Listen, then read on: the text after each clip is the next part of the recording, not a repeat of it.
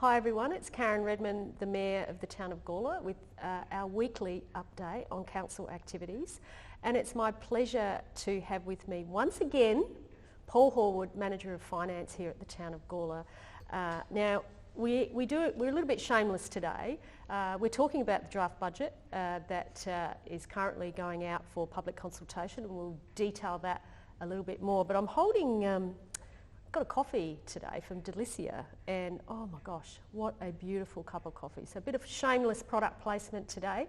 And when I did talk about that, I said to Paul, I've got this, and he goes, I wish I brought my North Adelaide scarf. Yes. You're a North supporter. I am, Mayor. Yeah. One-eyed, red and white. I can see a bit of red and I can see a bit of white in each eye.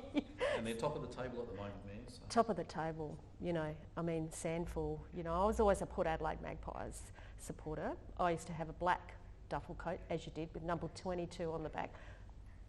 People who know Port Adelaide Magpies will know who number 22 was, but anyway, that's digressing. That was a while ago. Anyway, so yeah, hopefully Port knock you guys off eventually, which will always happen, won't it? No? Well, not always, but... Anyway, some great fun had when we watched a bit of footy. So, Paul, we're here to talk about the budget. Yes. You spend a lot of time, and thank you very much for your hard work and your team's hard work. So just walk us through, the key elements of the budget and how, what you're most proud of, and and what people might be interested in hearing. Yeah, sure. Thanks, Mayor Karen. Look, as you're aware, this has been a long journey that council has undertaken to where we are now, but I think for viewers, the main point of interest is the proposition with regards to rate remissions that we're proposing, because it is quite unique for the sector-wide, and that has been a key emphasis of what councils wanted to do in recent months as a result of the COVID-19 pandemic. So that's essentially ended up with, we're proposing one-off remissions for ratepayers who have been directly affected by COVID-19, and that's not only commercial but also residential. And we are proposing, as part of the draft budget going out for consultation, that those remissions for ratepayers could be in the order of up to 25% of their general rates.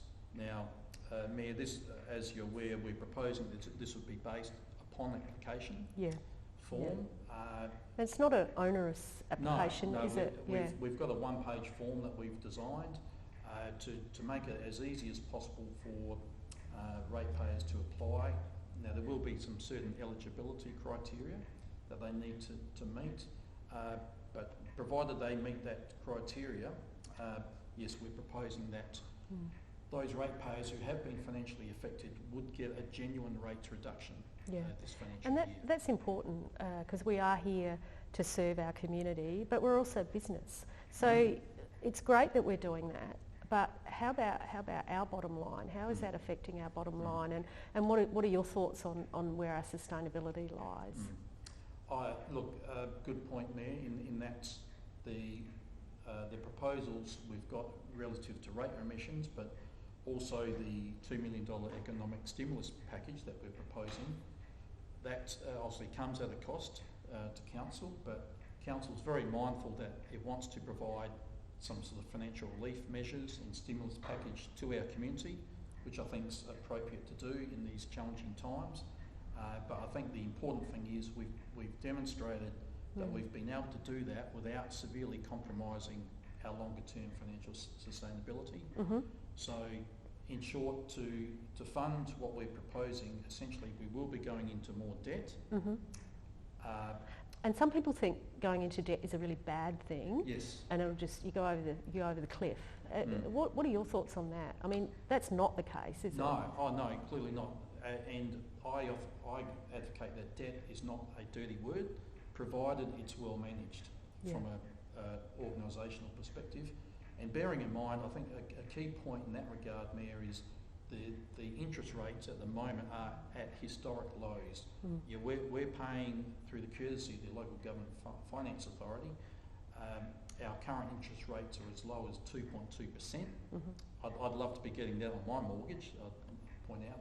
And the Local Government Finance Authority have come to the table as well, and indicating that each council, a component of their existing debt, they can transition to an interest rate of 0.75% below the current rate. Yeah, So it's part amazing. of our rate, Yeah. part of our borrowing will only be incurring a rate of 1.45%, Yeah. which is really unheard of. Yeah, and I think that's important. That's a really important point. The Local Government Association, which is overarching the Local Government Finance Authority, have listened to Yes.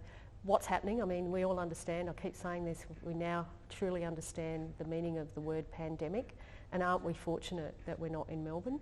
I feel for our friends and our family in Melbourne, but you know, how devastating is that? We're not in that position.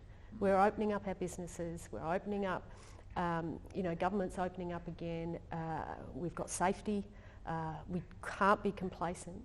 But this package, Paul, is really an integral part of helping us back to, you know, economic prosperity, but also social happiness as well. So just some other elements that you'd like to share with people. Yes, look, I think the other key sort of corner piece of what we're proposing is the $2 million stimulus package. Yes. Which is designed towards projects and initiatives that will develop local employment, local supplier outcomes, and some of those projects will also aid future cost reductions. But I think one of the key ones I'm particularly excited about from a community perspective is that the $200,000 of grants we're proposing for sporting clubs, because as we all know, they've been affected by the pandemic. Yes. And it's great to see local footy will be returning in a couple of weeks, which is good. Sometimes you've got to be really nimble, even in a sporting competition, which is not easy. However, I take my hat off to the clubs that are putting themselves forward. And I've been speaking to some of the leaders of the sporting clubs, and they're really, really excited about this this package, Paul. And we haven't done that before, have we? No. Well, for each of the 4 major sporting precincts, what we're proposing is a $40,000 grant for each of those precincts. So that's obviously Gawler South, Gawler Centrals, Williston and Carbethan. Yes. And the proposition is they would then come to council with a list of projects they wish to undertake for council to effectively sign off on. But that does mean 40,000 worth of projects that can occur at those facilities, which I think is a really fantastic outcome from council for the clubs.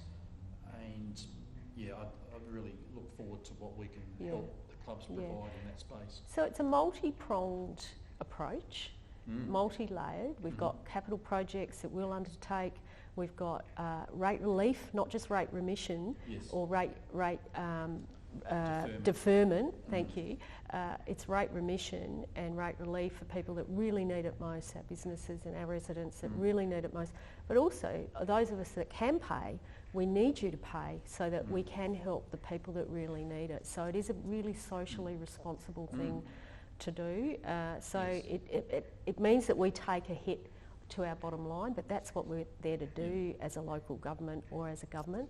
So I think it is a very responsible thing. I thoroughly support it as Mayor. I look forward to the feedback from our community as we go through this public consultation process. It is important that everyone feeds back if you can, if you've got some ideas or thoughts on what we're proposing. We've also got our other major budgetary measures. We've certainly looked at our financial indicators, and we're very proud that we're on target there.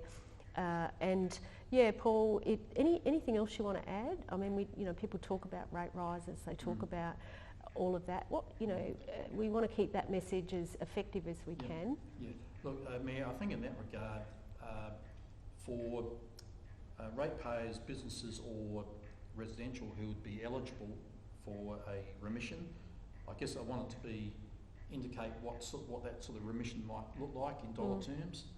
So council's proposing that's obviously subject to that criteria being met, For the average residential ratepayer, that could be up to about $400. So that's a sizable reduction we're putting on the table. But also for businesses who have been hit, for example, the likes of hotels, that could be in the order of up to a $5,000 rebate reduction. It's quite large. It's sizable.